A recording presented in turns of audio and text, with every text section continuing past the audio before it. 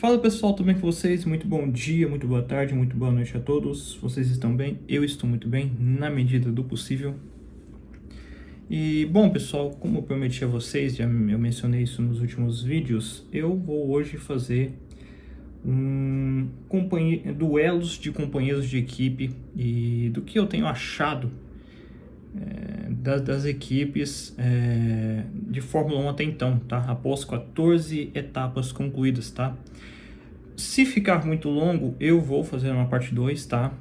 Se ultrapassar ali na casa de 20 minutos, coisa assim, eu vou fazer uma parte 2, tá? Pra não se estender muito, tá?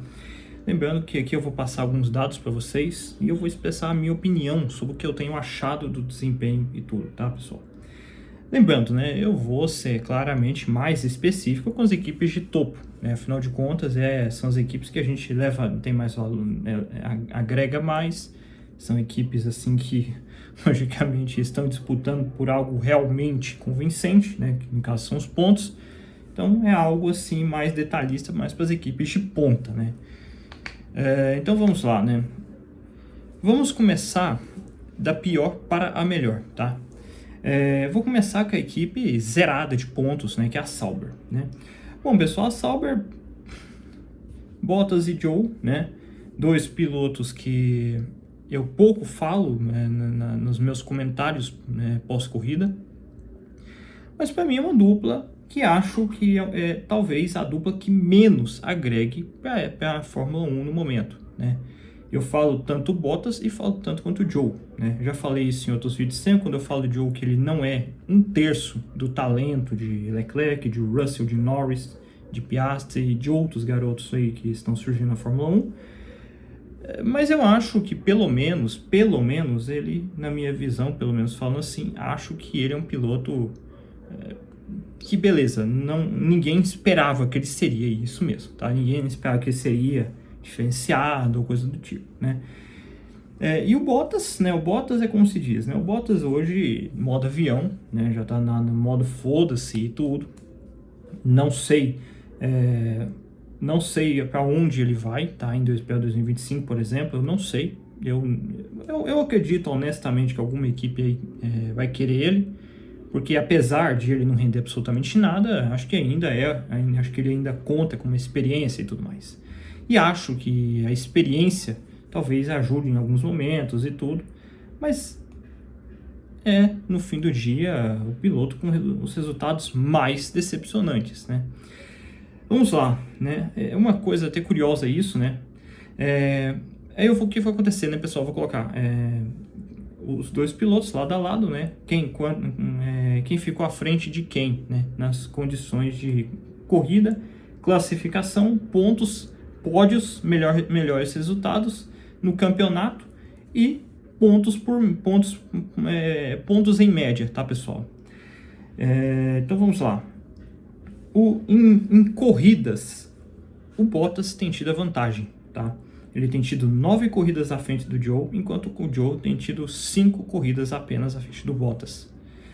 Na classificação, uma goleada do Bottas, tá? O Bottas tem feito 13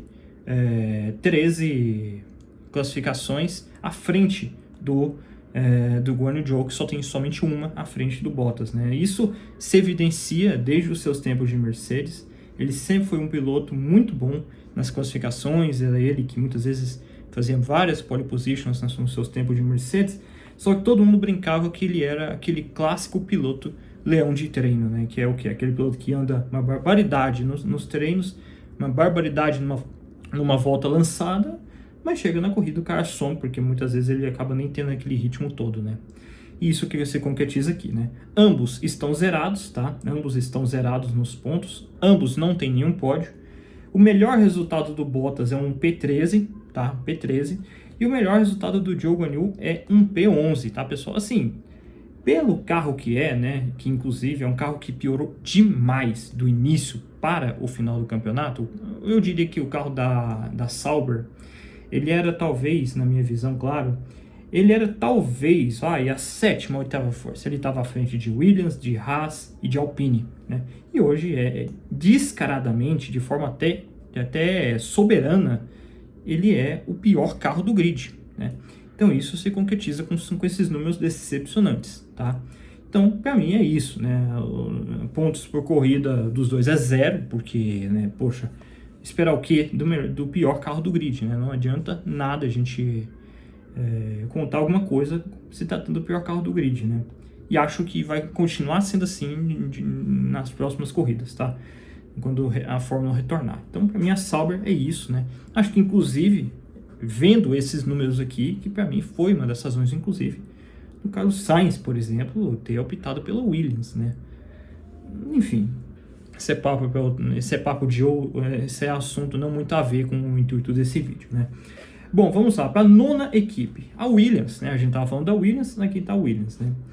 Bom, Logan Sargent e Alexander Albon, né? Uma dupla que, para mim, acho que o Alexander Albon o auge do Alexander Albon, na minha opinião, na Fórmula 1, para mim, é 2023. Acho que em 2023 ele conseguiu feitos mais milagrosos e tudo mais, né? A Williams mudou totalmente o conceito do carro dela, né? Porque antigamente, um carro que se desse bem em velocidades mais altas, evidentemente o carro da Williams, né? E aí o James Vowles, né, que é o chefe de equipe da Williams, que inclusive trouxe o próprio Carlos Sainz, que eu mencionei há pouco, ele priorizou um carro mais equilibrado para esse ano, né? E claro que é lógico que a equipe, por simplesmente optar por um conceito diferente, obviamente sofreria um pouco mais, né? Então, nem tenho muito assim o que dizer mais sobre isso, né? Mas acho que é uma equipe que vai evoluindo de pouco em pouco, apesar de que essa evolução tem ficado muito num só pico ali, né? Na minha humilde opinião, né? Mas enfim, né? Acho que nada mais justo dizer que é evidentemente o nono melhor carro do grid, né?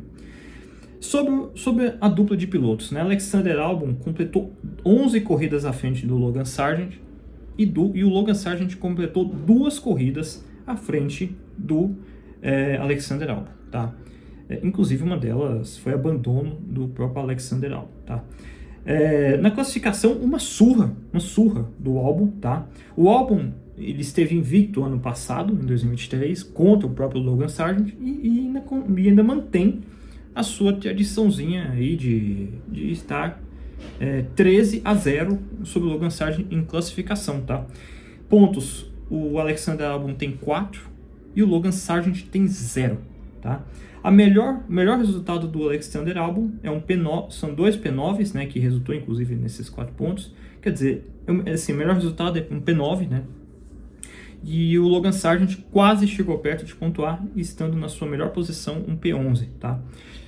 No campeonato, P18 para o Alexander Albon, tá? Ele está em 18º no campeonato, e o Logan Sargent é o 20º, né? E pontos por corrida dos dois, o Albon tem 0,2 pontos, né? E o Logan Sargent, por não ter pontuado ainda, né, tem 0 pontos por corrida, né? Para mim, uma dupla, né, ok, né? Assim, acho que o Alexander Albon é um baita piloto, né? Vamos ver, né, se ele vai manter essa invencibilidade de classificação à frente do seu companheiro de equipe quando o Sainz vier, o que eu duvido muito, tá? Mas assim, a gente vê números, assim, se a gente colocar ao lado de 2023, são números bastante decepcionantes, principalmente pro lado do Alexander Albon, né? Que para mim teve o seu pico em 2023. Mas o carro da Williams também em 2023 não era tão ruim quanto é esse carro agora.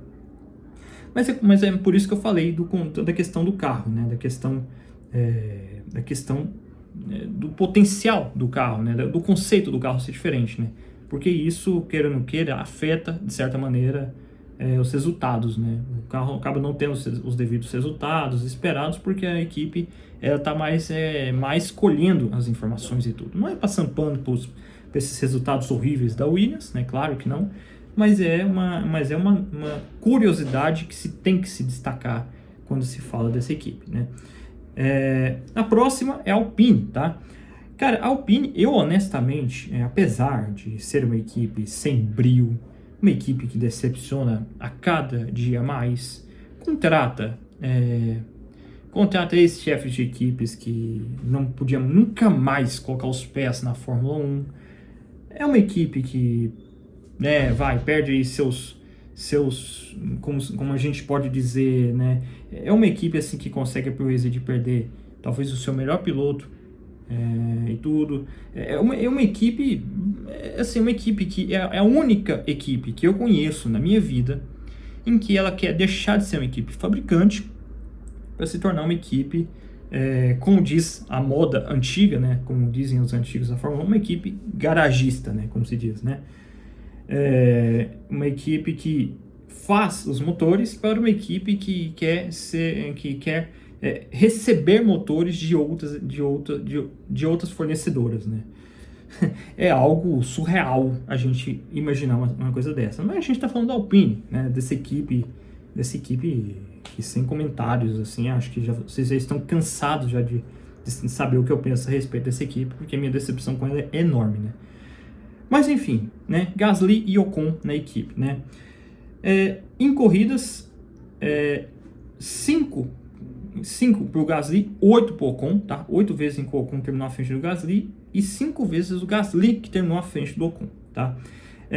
Na classificação, 4-10 para o Esteban Ocon, tá? O Ocon ele conseguiu classificar mais vezes à frente do que o Gasly. O Gasly conseguiu classificar 4 vezes, o Ocon conseguiu classificar 10 vezes. O Gasly tem 6 pontos, o Ocon tem 5. Ambos não têm nenhum pódio, né? Apesar que 6 seja pedir demais para a Alpine. Ambos têm como melhor resultado uma 9ª posição, tá? A 9ª posição. Não interessa quantas vezes, tá, pessoal? Não interessa quantas vezes eles obtiveram essa melhor posição, tá? Mas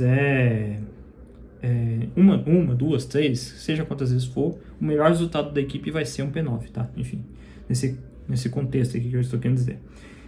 O Gasly está em 15º no campeonato e o Ocon está em 17º no campeonato. O Gasly tem 0,4 pontos por corrida e o Ocon tem 0,3 pontos por corrida, tá? E para mim, honestamente falando, a Alpine melhorou muito, tá? A Alpine era nitidamente o pior carro do início da temporada. Era nítido o quão ruim era este carro da Williams. Quer dizer, da Alpine, desculpa. Mas a Alpine foi melhorando bastante. Eu considero abertamente que acho que a Alpine hoje ela é talvez o 7º ou 8º melhor carro do grid, tá? Na minha opinião, tá? E isso é um elogio diante de toda essa desgraça que é essa equipe, tá? A Haas também é outra equipe que eu queimei muito a minha língua. Felizmente queimei minha língua, porque é uma equipe que eu particularmente gosto bastante. É uma equipe americana e tudo mais, né? Acho que eu gosto bastante da Haas, né? E acho, honestamente, que a retirada do Gunther Steiner, para mim, deu uma motivação a mais, né? Esse novo chefe de equipe da Haas, que me perdoe, não estou relembrado muito bem o nome dele, para mim tem dado resultados bastante sólidos e positivos para a Haas, né? E aí hoje a Haas, ela é talvez, por que não, a 6ª melhor equipe do grid. A 5ª, a 6ª, não é de se criticar esse desempenho, tá? É uma equipe que começou o ano até meio cambriando, meio tímida e tudo mais, mas foi caminhando para melhorar bastante no grid, tá, pessoal? Então, para mim, na minha humilde opinião, é nítido que a Haas é hoje a 5ª ou 6ª melhor equipe do grid, tá, pessoal? Bom, vamos para os companheiros de equipes, né? O Hülkenberg e o Magnussen. O Hülkenberg tem 12 corridas à frente do Magnussen, enquanto o Magnussen tem 2 corridas à frente do Hülkenberg. Inacreditável. Não é à toa que a Haas decidiu tirar o Magnussen, né? Tirar o Magnussen da jogada para 2025. E acho eu, inclusive, que vai ser a última temporada dele, na minha humilde opinião, tá? 11 para o Hülkenberg em relação ao Magnussen e 3 do Magnussen em relação ao Hülkenberg na classificação. Muita coisa novamente, tanto na corrida quanto na classificação. Não tem nem graça mais para o Hülkenberg largar muito à frente mais do Hülkenberg. Não tem nem graça mais para o Hülkenberg dar essa benga toda no Magnussen mais. Acho que se tornou um nobre costume, como se diz. O Hülkenberg tem 22 pontos e o Magnussen tem só 5, tá? Ambos não têm nenhum pódio. A Haas até hoje não tem nenhum pódio na Fórmula 1, desde 2016, na sua chegada, desde 2016 ela nunca teve um pódio na história, tá? O melhor resultado do Hülkenberg foi sexto lugar, e o melhor resultado do Magnussen foi um oitavo lugar, tá? Olhando assim, nem parece tão ruim assim, né? Não parece nem tão discrepante assim a diferença entre os dois, né? O Hülkenberg está em 11º no campeonato, e o Magnussen está em 16º no campeonato. O Hülkenberg tem 1,5 pontos por corrida, e o Magnussen tem 0,3 pontos por corrida. Então é discrepante esta diferença de resultados entre os dois. Na minha opinião, ao meu ver, claro, uma das maiores diferenças entre os dois pilotos. Aqui você viu, nessas equipes aqui que mencionei, que todas, sempre você via ali uma certa discrepância e tudo, mas eu acho que a Haas, a Williams, por exemplo, acho que para mim é nítido a discrepância entre seus dois pilotos. Acho que isso se resulta muito do status onde está cada piloto na carreira, nas suas devidas carreiras. Para mim, me surpreende muito o Nico Hülkenberg, que está na Fórmula 1 há mais tempo do que o próprio Kevin Magnussen, estar à frente dele de forma tão escandalosa, tanto em classificação quanto em corrida. Isso é algo pouco visto, tá, pessoal? Então, pessoal, essa aqui foi a minha análise das 5 piores equipes de 2024, tá? É uma análise um pouco mais numérica do que opinativa por si só, tá? Mas eu preferi fazer isso mais por questões assim de uma batalha mais de companheiros de equipe do que outra coisa. Tsunoda versus Daniel Ricciardo, né? Tsunoda versus Daniel Ricciardo é o seguinte, né? 8 corridas do Tsunoda em relação ao Ricciardo e 6 corridas do Ricciardo em relação ao Tsunoda. 9 classificações do Tsunoda em relação ao Ricciardo e 5 classificações do Ricciardo em relação ao Tsunoda. O Tsunoda tem 22 pontos e o Ricciardo tem 12 pontos. Ambos não têm nenhum pódio, claro, né? O melhor resultado do Tsunoda é um P7 e o melhor resultado do Ricciardo é um P4. O Tsunoda está em P12, o Ricciardo está em P13.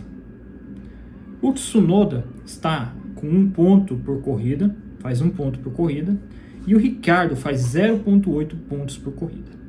Na minha opinião, pessoal, é o seguinte, o que eu penso sobre essa dupla é o seguinte, para mim é nítido que os resultados são mais pró-Tsunoda, né?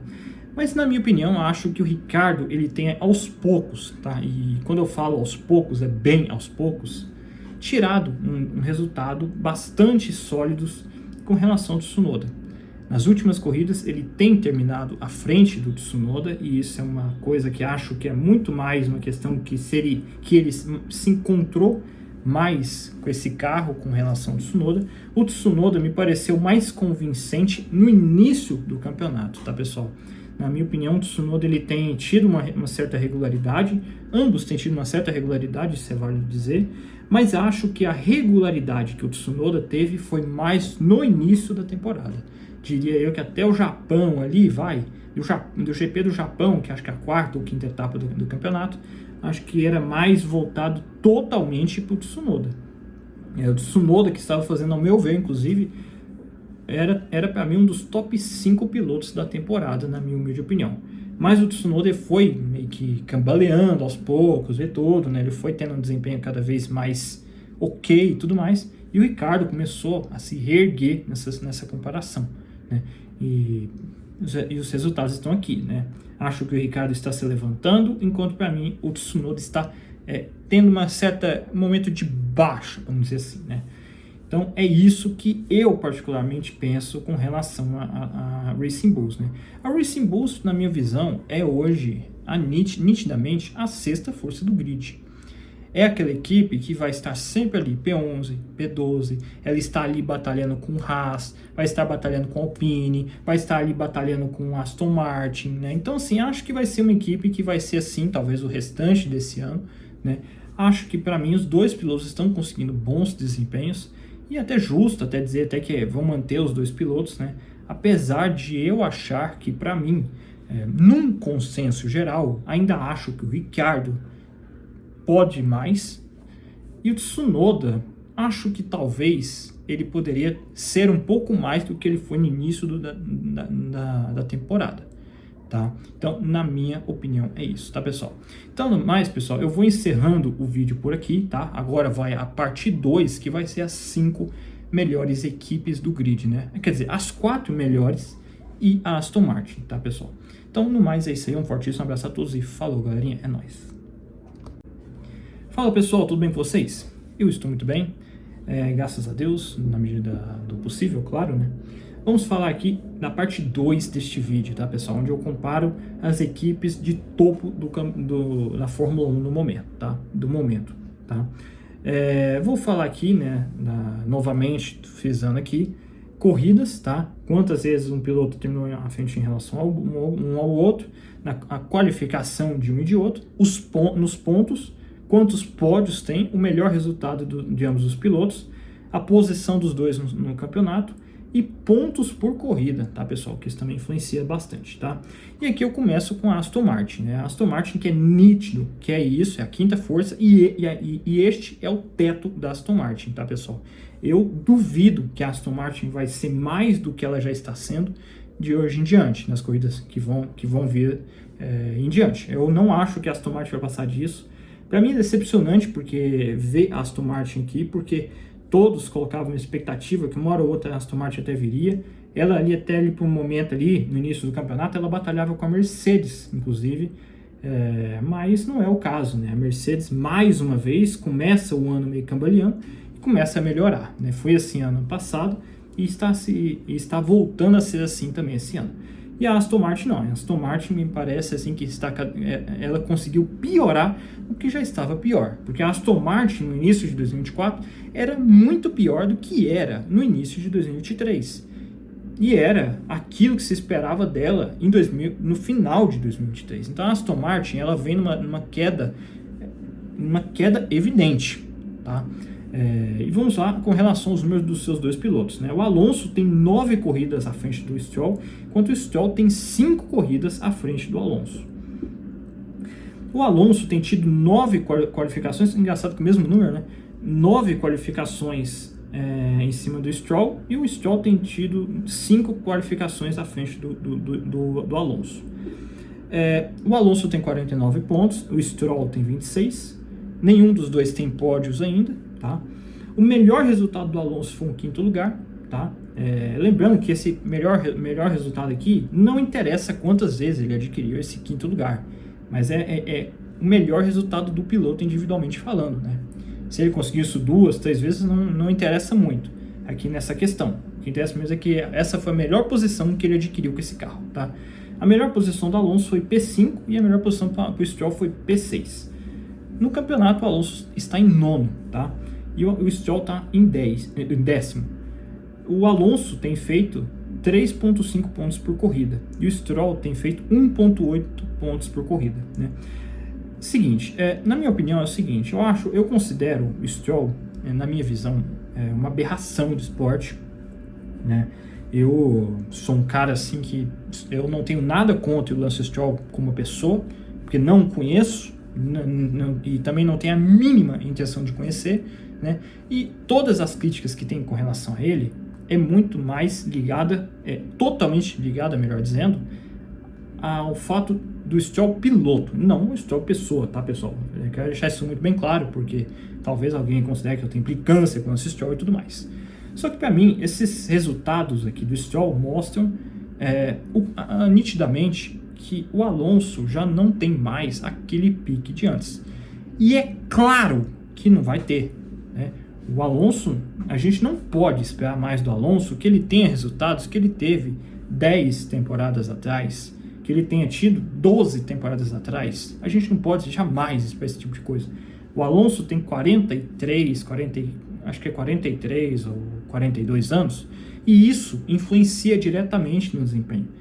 Influencia diretamente no reflexo, E ainda mais em um monte de corridas que se tem.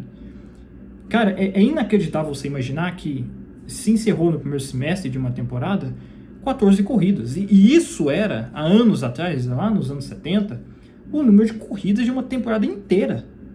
Né? Então, assim, na minha opinião, isso claramente afeta bastante a idade, afeta principalmente o Alonso pela questão da idade. O Stroll acho que deve ter seus 25, 26 anos, então talvez esteja no seu melhor desempenho em termos de idade falando, né? E assim, os números que os dois têm, para mim é mais pró-Stroll, né? Mas assim, não assim, é mais pela questão assim, mais de que o Alonso já chegou mesmo no seu teto. Eu não diria que a gente pode dizer ou definir que ele chegou no teto dele, acho que é muito opinativo isso, mas a gente nota que o Alonso, infelizmente, ou felizmente, como queiram para alguns aí, é isso, entendeu? Assim, acho que vários resultados, assim, ele tira um coelho da cartola, ele ainda tem muito daquele Alonso, e eu duvido muito um piloto da idade dele ter esses desempenhos que ele tem, né? Mas acredito que o Stroll tem utilizado muito isso a seu favor, principalmente nas últimas corridas. Na minha visão, o início do ano do Alonso, ele me parece mais sólido do que o do Stroll. E o Stroll está conseguindo recuperar um certo terreno de imponência ali, com relação ao Alonso, né? Mas como eu falei, talvez seja um físico específico do Alonso pela idade avançada que ele tem, com relação a tantas corridas. Talvez ele tenha chegado ali a um limite ali, não sei, entendeu? O que eu quero dizer aqui com vocês é que é o seguinte, não é criticando, não é elogiando ninguém, mas o que eu acho é o seguinte, que o Alonso, na minha opinião, ele tem tido os resultados muito bons, claro, mas acho que a idade finalmente chegou para ele. É isso meio que eu tô querendo dizer para vocês aqui, tá? Então, acho que é bem nítido isso, né? A Aston Martin é nitidamente a quinta força, e é isso, a Aston Martin é isso aqui.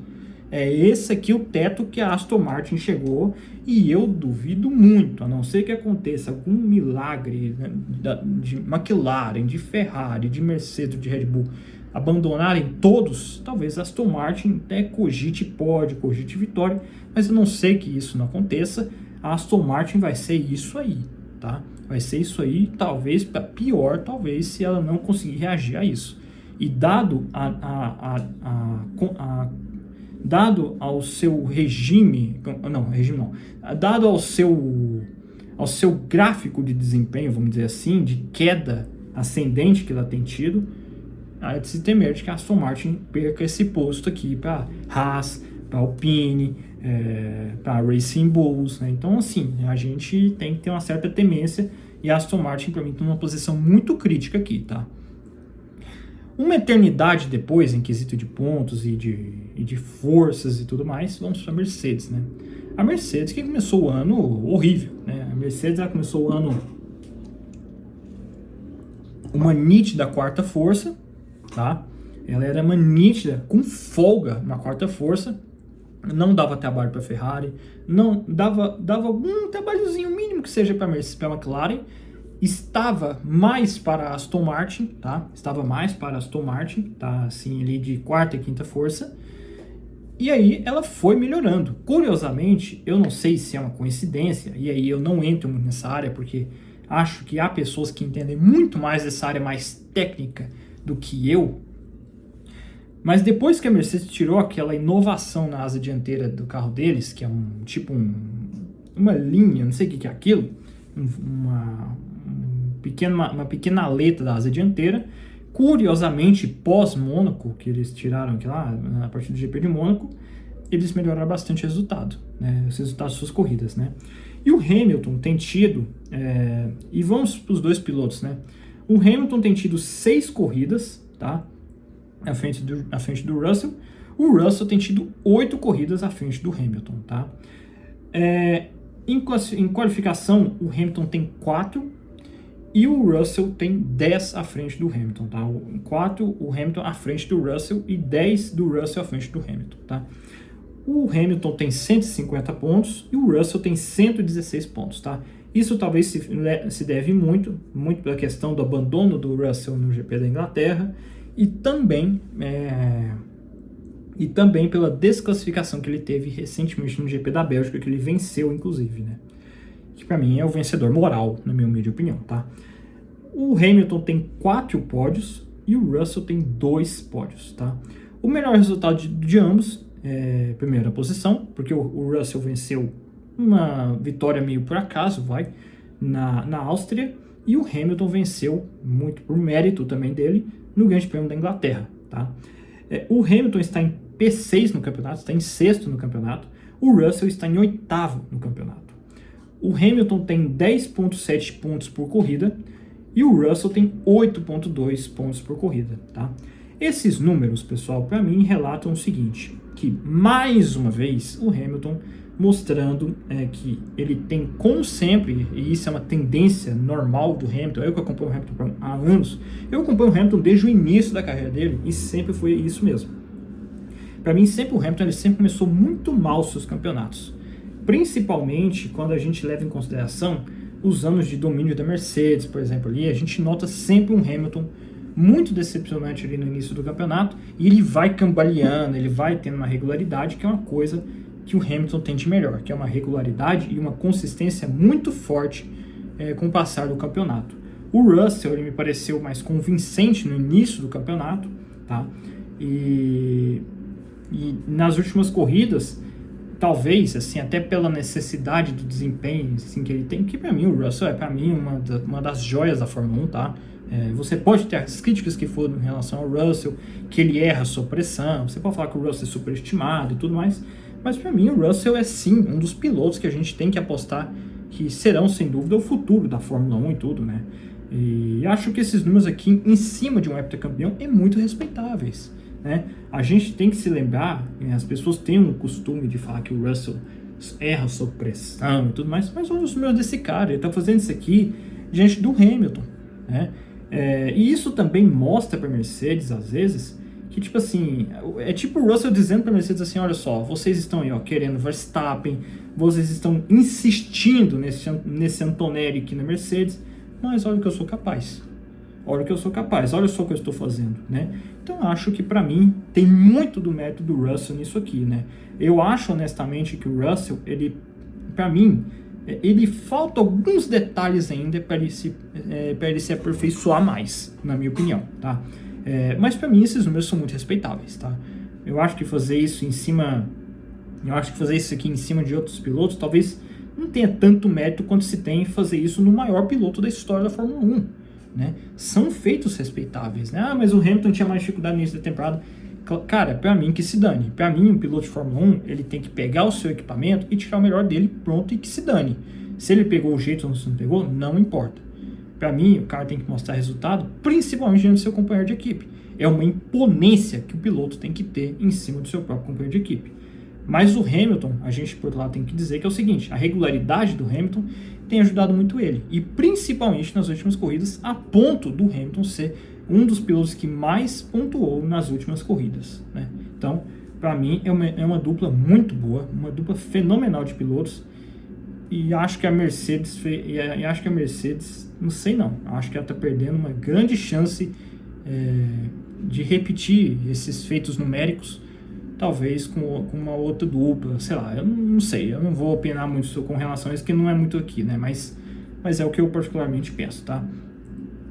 Sobre a Ferrari, né, Ferrari eu já falei, meu desabafo e tudo mais, né, a nítida, e também sobre a Mercedes também, né, a Mercedes hoje é a terceira força do grid, né.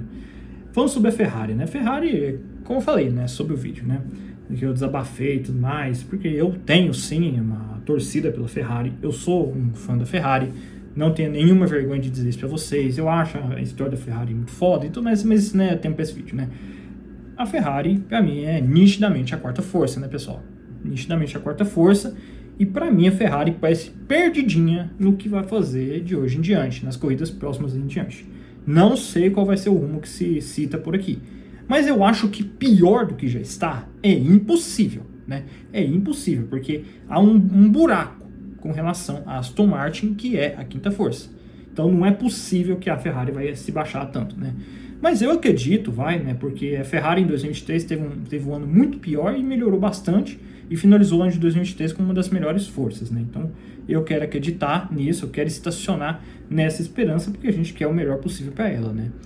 Sobre os pilotos, né, um equilíbrio enorme entre Leclerc e Sainz, né? Leclerc tem 7 corridas com relação ao Sainz, que tem 6 em relação ao Leclerc, né? O Leclerc em classificação, isso aqui até me surpreende, que eu vou falar daqui a pouco. O Leclerc tem 8 qualificações à frente do Sainz e o Sainz tem 5 qualificações à frente do Leclerc. O Leclerc tem 177 pontos, enquanto o Sainz tem 162 pontos. O Leclerc tem 6 pódios e o Sainz tem 5 pódios. O melhor resultado de ambos, né, P1, né, porque o Leclerc venceu em Mônaco e o Sainz venceu na Austrália. E no campeonato, né, de pilotos, o Leclerc é o 3º lugar e o Sainz é o 5º colocado. Pontos por corrida do Leclerc é 12,6 e o pontos por corrida do Sainz é 12,4. Para mim, sem dúvida nenhuma, dupla mais equilibrada desse grid, né? Eu acho que, na minha opinião, pessoal, isso aqui acho que mostra muito o que é a Ferrari hoje, né? Eu acho que, na minha opinião, esses números, que são todos eles a favor mais do Leclerc do que do Sainz, mostram muito o status da Ferrari, né? Eu considero que, para mim, o Leclerc ele não tem tido alguns momentos muito bons, né, de azares e tudo mais, mas, na minha opinião, tudo se resume basicamente aos sábados mal feitos que o Leclerc tem feito, tá? Tanto é verdade que quando eu vi esses números aqui eu fiquei admirado, porque eu sempre tive uma nítida impressão de que o Leclerc perdeu um pouco a mão no sábado, mas ele se achou no domingo, né? Enquanto o Sainz, na minha visão, claro, me parecia estar mais... parecia ter se achado mais na classificação do que na corrida, né? E a gente nota bastante que 8 classificações do Leclerc com relação a 5 do Sainz é um número muito... Sabe aquele número mentiroso, assim, né? E acho que essas classificações lá muito atrás e tudo tem deixado as circunstâncias do Leclerc, por exemplo, muito ruins para ele, né? E acho que isso é culpa dele, claro, né? E ele teve azares, né, e tudo mais, né? Então, assim, acho que para mim, na minha humilde opinião, é equilibrado, está equilibrado, mas eu acho que tem muito dessa questão de erro de estratégia, tem muito erro do próprio piloto, do próprio Leclerc nas qualificações, né? E é uma dupla que para mim é muito consistente. A gente vê 12,6 para o Leclerc, 12,4 pontos por corrida do Sainz, que é uma dupla fenomenal. E acho que, na minha opinião, não tinha um porquê para mexer nessa dupla. Porque é uma dupla muito boa. É uma dupla que gera resultados muito equilibrados, né? Muito embora eu ache que talvez alguns azares teria abaixado mais para o Leclerc e teria superestimado um pouco o Sainz, né? E as pessoas... que como eu sigo várias páginas da Ferrari, vejo muito essas comparações e tudo mais, mas acho que para mim, num geral, acho que o Leclerc tem feito resultados, ao meu ver, melhores, mais aos domingos do que nos sábados, enquanto o Sainz, na minha opinião, tem tido uns sábados melhores do que nos domingos, né? Então, assim, e isso é uma opinião pessoal minha, claro, né? Os números que estão aqui e números não mentem, né? Mas eu acho um pouco que é mais para essa área, né, de dizer, né, eu prefiro 1001 vezes o Leclerc, prefiro muito mais o talento natural, a velocidade que ele tem, embora eu ache que ainda falte algumas coisas ainda para ele melhorar muito, porque, por exemplo, assim, essa sequência de corridas em que ele não pontuou, que foi, no caso, foi Canadá, Áustria e Inglaterra, isso daí, contra o Hamilton, vai ser muito mais fatal. Tá? Me desculpa, mas vai ser muito mais fatal. Então, acho que, para mim, se o Leclerc quer melhorar, por exemplo, estando ele vai permanecer na Ferrari e o Hamilton que vai vir para a Ferrari, para mim, ele tem que melhorar muito essa questão de parar de se sujeitar a essas questões de estar um pouco mais atrás do que deveria estar aos sábados, né? Então, né, é isso que eu particularmente penso. Acho que esses números são todos a favor do Leclerc, na minha opinião. Mas eu acho que o fato de o Sainz estar bem ali nas estribeiras, acho que mostra muito o quanto o Sainz tem se sujeitado menos a esse nível de azar do que o Leclerc, né? Então, é mais um demérito do Leclerc ter esses números do que mérito do Sainz, tá? Apesar de que acho que o Sainz está muito bem. Eu quero ver como é que também vai ser o Sainz a partir de agora também, né? Agora que já tem um norte, já tem uma equipe definida para qual vai ser a equipe que ele vai e tudo mais, né? Mas enfim, né? McLaren. Cara, então, vamos lá.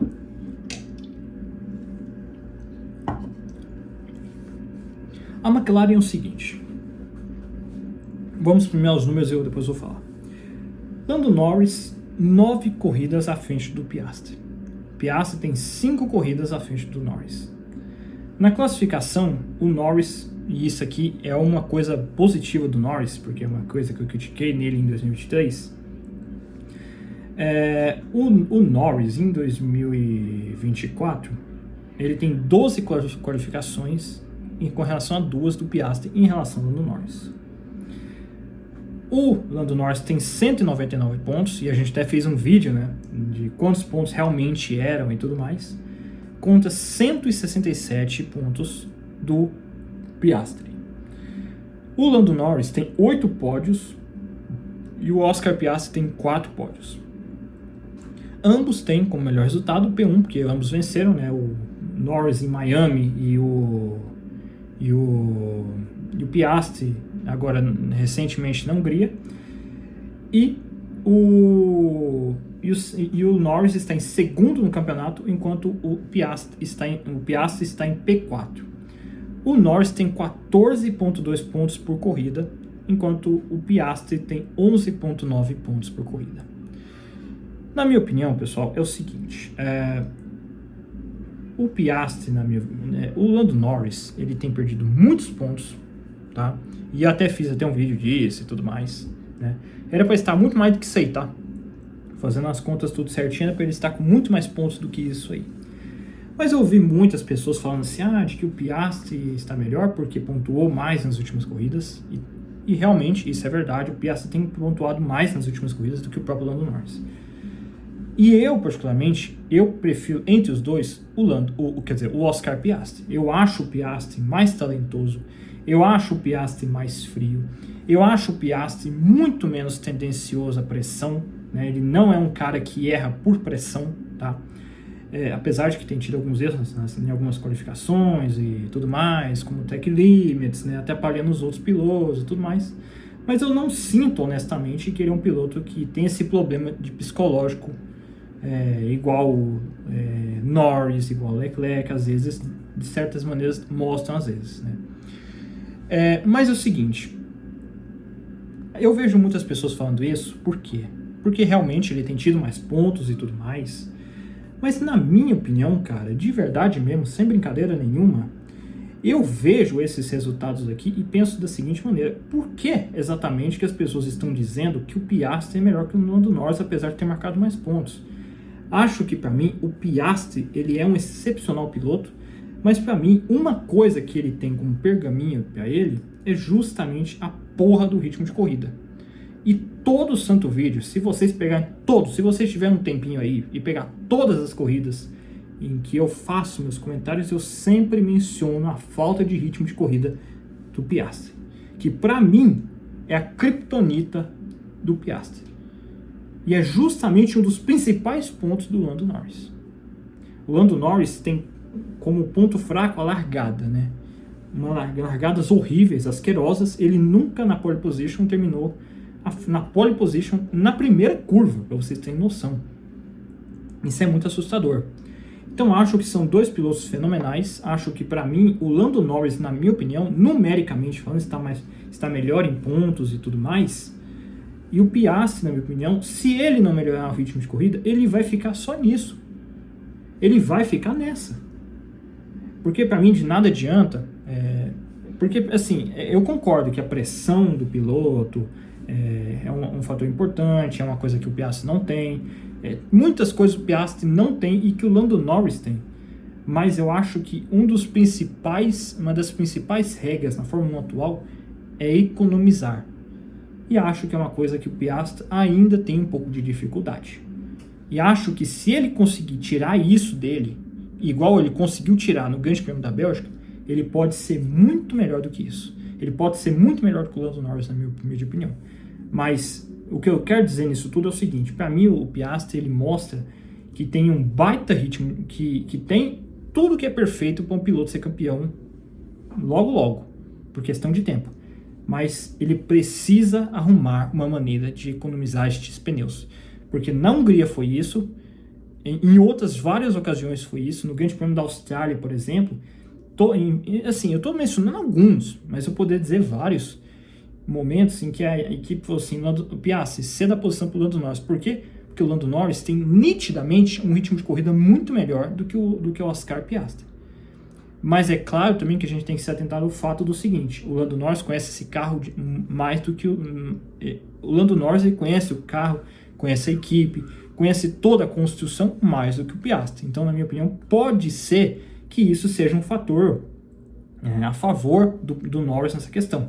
Mas a partir do momento onde o Piastri conseguir arrumar esse ritmo de corrida, que é uma coisa que para mim é o único pecado dele nas corridas, não tenho dúvidas aqui que esse cara vai para um patamar a mais do que está hoje, tá? Mas ele tem tido esses resultados aqui muito por decorrência da falta de ritmo de corrida. Ele não é psicológico, não é nada nessa parte cerebral. É mais na parte prática de conseguir economizar pneu. E nada mais importante nessa Fórmula 1 de hoje do que economizar pneu, né? Então é isso que eu particularmente penso, e o Piastri tem que correr, tem que ficar todas essas férias arranjando alguma forma para se aperfeiçoar nisso. Porque senão ele não vai conseguir chegar nesse devido patamar que se espera, né? Todos os pilotos que eu falo, Russell, Leclerc, Norris e o próprio Piastri, todos eles têm seus prós e contras, né? E se eu acho assim que, na minha visão, a maioria deles é psicológico, a maioria deles é essa questão de pressão, ou administrar melhor isso ou aquilo, na minha opinião, o Piastri é o único que pode se dar o luxo de dizer que não é psicológico. É algo um pouco mais físico, algo um pouco mais voltado para uma questão de gerenciamento, né? Então é isso que eu particularmente penso sobre a McLaren. Para finalizar, a Red Bull, né? Meu Deus do céu, olha isso, cara. Verstappen e Pérez, né? Verstappen 13 corridas à frente do Pérez, Pérez uma corrida à frente do Verstappen, o Verstappen 14 vezes à frente na qualificação, e o Pérez não conseguiu isso até agora, ficar à frente do Verstappen na qualificação. O Verstappen tem 277 pontos e o Pérez tem 171 pontos. O Verstappen tem 9 pódios e o Pérez tem 4 pódios. O Verstappen tem como melhor resultado inúmeras posições, né? É ele ao lado do Hamilton, os únicos dois pilotos que venceram mais de uma corrida nessa temporada. O Pérez, a melhor posição dele foi a segunda posição, né? Isso, principalmente ali no início da temporada. O Verstappen está em primeiro no campeonato e o Pérez está em sétimo lugar no campeonato. O Verstappen tem 19,7 pontos por corrida, enquanto o Pérez tem 9,3 pontos por corrida. Então, senhores, é o seguinte, o que é que eu penso sobre isso aqui? Vendo isso aqui, a gente nota que é outra categoria que o Verstappen está e é outra categoria que o Pérez também está. São dois pilotos que estão na mesma equipe, mas em diferentes categorias. Assim, cara, é algo assim surreal você ver em números. Porque se na prática, vendo as corridas, isso é algo assustador, imagina vendo isso aqui nos números como eu vi agora, né? Então, na minha opinião, são coisas assim que eu fico perplexo de como é que a Red Bull continua apostando no Pérez. E também um mérito enorme do Verstappen, que já não tem mais o melhor carro do grid, né? Então, assim, o Verstappen ele tem alguns momentos dessa temporada em que ele mostrou certos comportamentos assim, de raiva ou de, assim, não saber lidar muito bem com a situação e essas coisas. Mas acho que o que ele está fazendo é extraordinário. O que ele está fazendo sem ter hoje o melhor carro é algo extraordinário. Então, assim, acho que ele está conseguindo administrar esse campeonato perfeitamente bem, né? Claro que também tem os deméritos da McLaren não saber lidar muito bem com essa questão de ser uma equipe grande, e o Verstappen saber lidar com isso, porque ele e a Red Bull sabem se comportar como uma equipe grande, né? Mas eu digo a vocês assim que é surpreendente os números do Verstappen. São surpreendentes até pelo porte do carro que ele tem hoje, né? Enquanto o Pérez, cara, é decepcionante, né? Eu acho que se ele permanecer na equipe e tudo mais, né, ele que já é confirmado que vai permanecer na equipe e tudo mais, vai ter que melhorar muito, amigão. Vai ter que fazer uma revolução aí na tua cabeça, vai ter que fazer uma revolução na tua pilotagem, porque desse jeito que tá aqui, essa discrepância de um e de outro, é algo que não dá. É algo que simplesmente é inimaginável até se colocar a Red Bull como segunda força. Até se colocar com a Red Bull como segunda força. Porque não é o resultado que se espera de um piloto da Red Bull. Então, o simples fato do Pérez ser constantemente questionado se merece ou se não merece, e eu não tenho nada contra o Pérez, tá aqui conste, é apenas uma opinião pessoal que penso sobre o Pérez como piloto de corrida, acho que para mim o Pérez não faz o menor jus de estar onde está. Para mim, eu não sei a razão, não sei se é financeira, não sei se é pelo empresário, não sei quem quer que seja que tem uma lábia boa, né, com os membros da Red Bull de permanecer o Pérez, mas esses números são inaceitáveis para permanecer o Pérez na Red Bull, porque é uma discrepância muito grande, né? Então, fica essa minha opinião, né? Assim, acho que é inacreditável imaginar de que... E claro, também é assim que a gente tem que entender também, né? Ricciardo não tá fazendo justiça para estar aqui, Tsunoda também não, né? Quer dizer, Tsunoda pode vencer 2 corridas seguidas aí que não vai ser reconhecido pela Red Bull, né? Mas a concorrência não faz o menor esforço, né? E acho que o Pérez se acomoda muito nessa questão, né? Então, essa discrepância aqui é nítida e é decepcionante, tá? É muito, muito decepcionante o enredo que isso tudo se colocou, tá? Assim, com relação ao Verstappen, é muito mais o mérito do Verstappen, esses números, não só diante do Pérez, mas pela situação do campeonato, e um demérito enorme do Sérgio Pérez de estar com o carro, com o segundo melhor carro, e fazer esses pontos horríveis, né? Fazer esses números horrorosos, esses números abomináveis, né? Então, é muito pouco o que se espera de um piloto da Red Bull, tá? É muito pouco, tá? Então, no mais, pessoal, é isso aí que eu tenho a dizer a vocês sobre as equipes, tá? No mais, é isso aí que eu tenho a dizer, tá? Disse muito, inclusive, né? Mas era essa análise que eu queria fazer das corridas e tudo mais, né?